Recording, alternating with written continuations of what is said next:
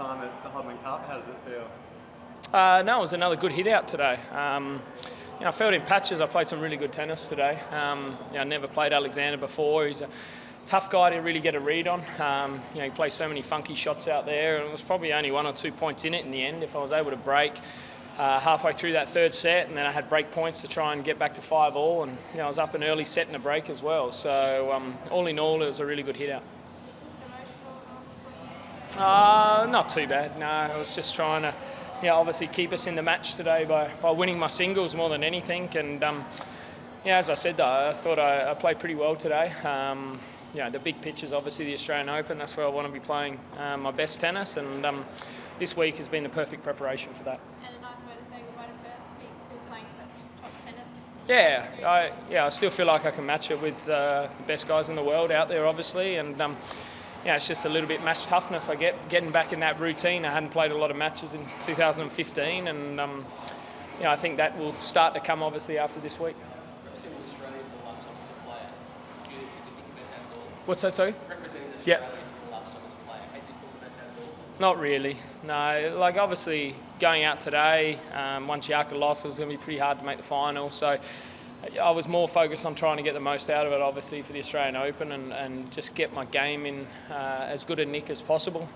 Today was really tough, actually, conditions. It was our first day match, but the sun up one end trying to serve was nearly impossible. So I actually felt like with all that going on, I served pretty well. So.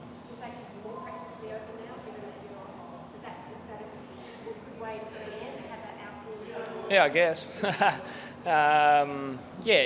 It's good to play in all different kinds of situations, and I've played a couple of night matches and then the one-day one today. What about your schedule? Does that change much now that there's no finals, obviously?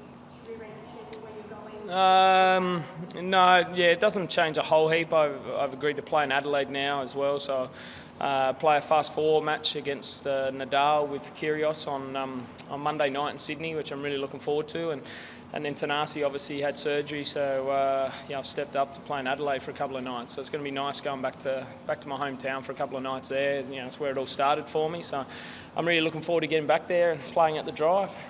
Can we ask you about Yeah. what obviously was last night? What is your assessment on the way you went out? He played well.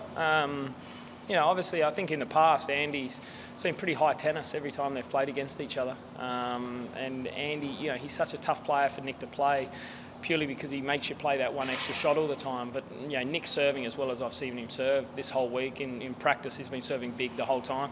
He's very confident, but I was impressed with his movement and the way he was able to turn defence into offence. And that's not an easy thing to get a quality player like Andy. Yeah, I don't know. I'm not really sure, but all week I think he's been moving really well. The first set he lost against Zverev was quality tennis as well. He played great. So I don't think Nick's really put a foot wrong so far. So it's pretty good preparation for him, I think, going into the Aussie Open. You mentioned Dolgopolov, how different a player he is. Do you think his tennis now much more one-dimensional than when you started out? Are players mostly more similar to each other? Not in some way, obviously because we had serve volleys back then. When I first started, a lot of guys serve volley. There wasn't the guys staying back. I think now, the bigger, stronger guys, even guys like Nick now, they're so good at movers from the back of the court, and he can hit winners from anywhere on the court, and that's where the game I think has got to now.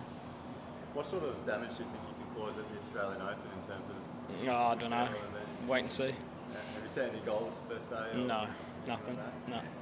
When you take fond memories of this tournament in particular, you've been here so many times, and to finish up here. Yeah, absolutely. I've always enjoyed playing the Hopman Cup. As I said, this is the first time at this arena. I think it's great. The players get looked after so well. We've got a practice court right there as well outside.